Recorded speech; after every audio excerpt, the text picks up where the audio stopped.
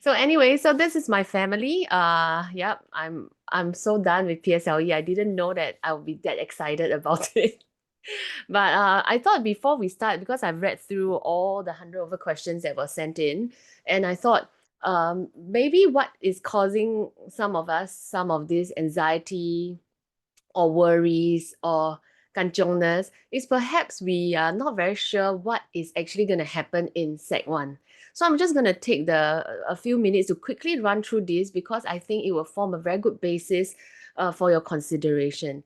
Okay, actually, our daughter or our son who will be receiving their results in a month's time, they are very fortunate because all the schools have implemented this thing called full subject-based banding. So what happened is that uh, they will be able to have subjects at different difficulty level. So I'm going to go through for some of you your questions like, oh, what is G1, what is G3? And sometimes it may feel confusing.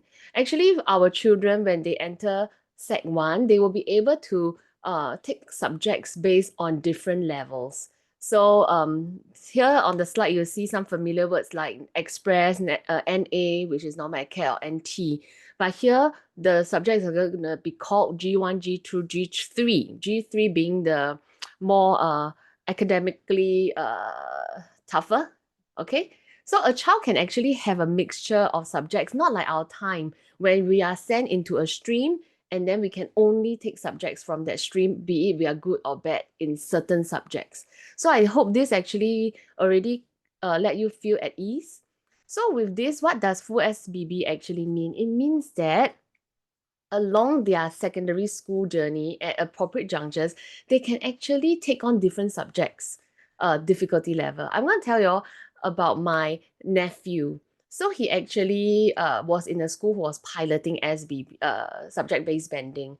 So when he entered, he actually got and he was in that awkward NANT score for his AL.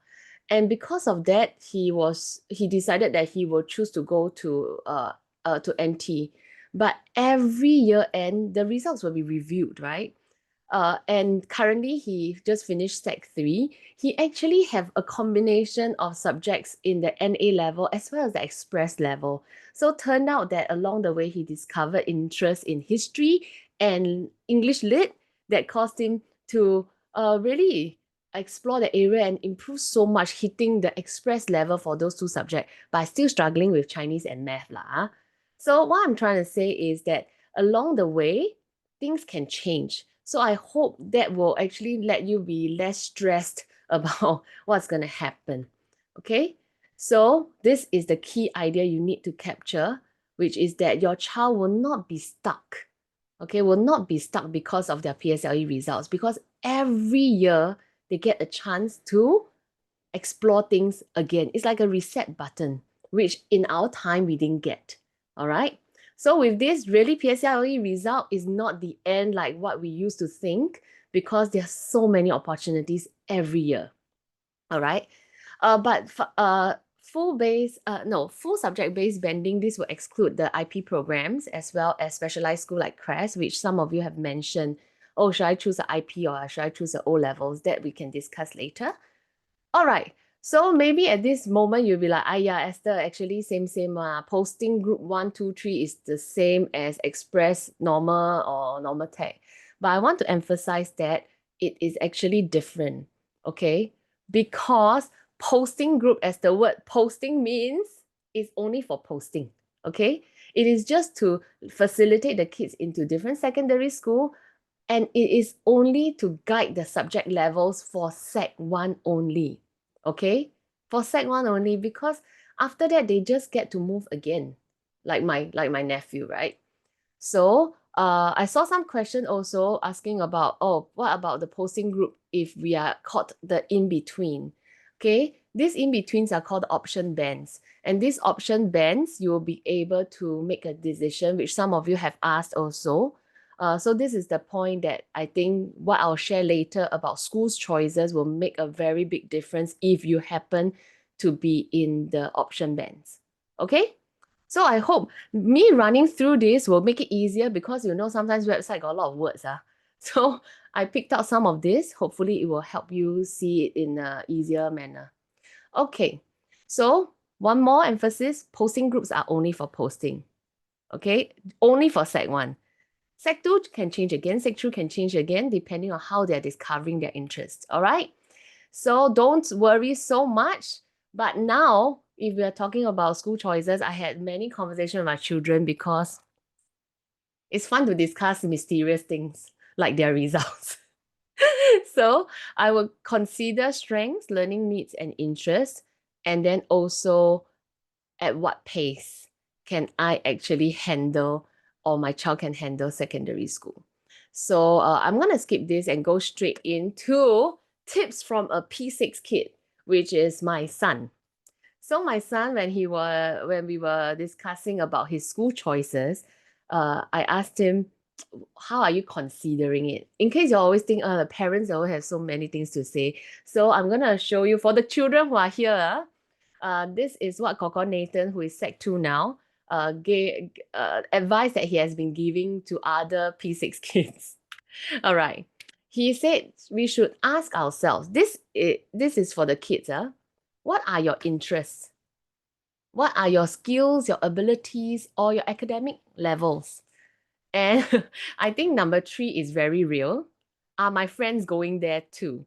But this question I realize has taken a different meaning for some of our children because some of them are actually desiring a new beginning. So in my conversation recently with some P6 children, they actually hope that they can go to a school that their friends are not there so that they get a new beginning. So I think these conversations are important for us to have with our children as well. Question 4, is it far from home by public transport? I asked him why. He said he wants to sleep some more, which very reasonable. I'm looking at my Sec 2 boy now.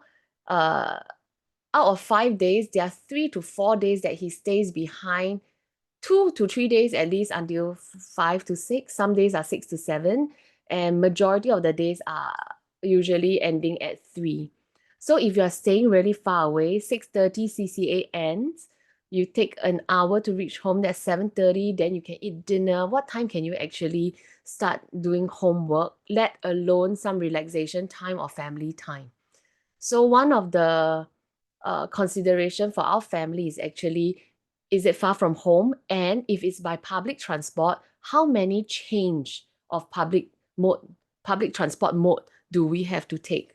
Okay, because that actually will cause delay or delay their opportunity to get home fast for rest. Other things like, are there any scholarships, special programs, special financial assistance? Those are considerations. And of course, school facilities. So going for open houses is quite important if your kid actually would consider this. And finally, which is a really funny one, when I saw it, I'm like, Nathan, serious or not? Is the uniform nice? Actually, he had number 8. Mom, can we test out the canteen food?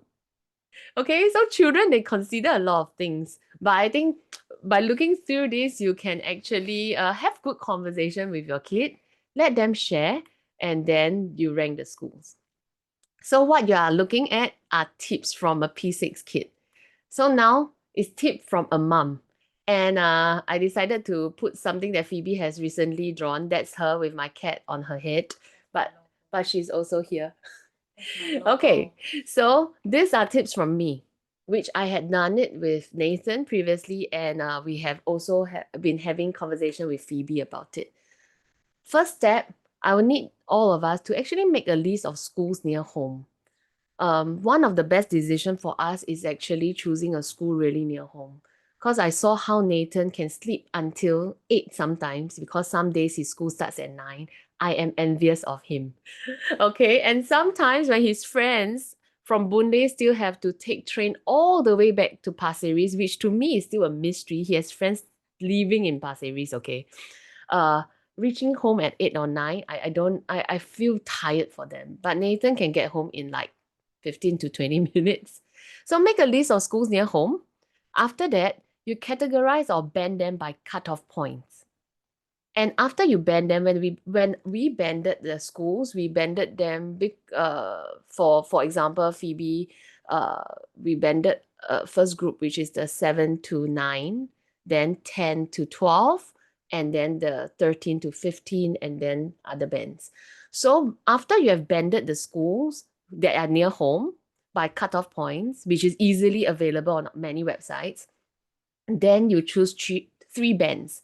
Here, the three bands should be a band that is above, because maybe your child would do better than his or her prelim results and like, wow, good, sure. And then choose one band that is the matching band, which is equivalent to his or her prelims result or the final PSLE result. And then finally choosing a band that is lower, because sometimes hiccups do happen. Like some kids who fall sick, or they just had a mental block, or they were just not in their best shape during the exams. So currently we have done this. We have chosen the three bands and also putting it based on the three categories. And then step 2, moms and dads here, sit down calmly with your child and have a conversation. But when you're talking, do not interrupt or pass judgment when they are sharing from the list of questions from Nathan. Because we must always understand, if we are listened to rebut, your child will not talk to you ever again or will not share from their heart. So seek to listen to understand, and then discuss the questions from my son from the list, which I will give the slides to the Kiasu parent teams after this. And then step 3, you have gathered information which is technical, which are all the school cutoff points and stuff. Okay. And then you have also had a discussion with your child. So the third step would be together choose 2 schools from each of the band based on the CCA that your child has interest in, because other than school, right, the time that your child is going to spend the most at is at their CCAs. Okay.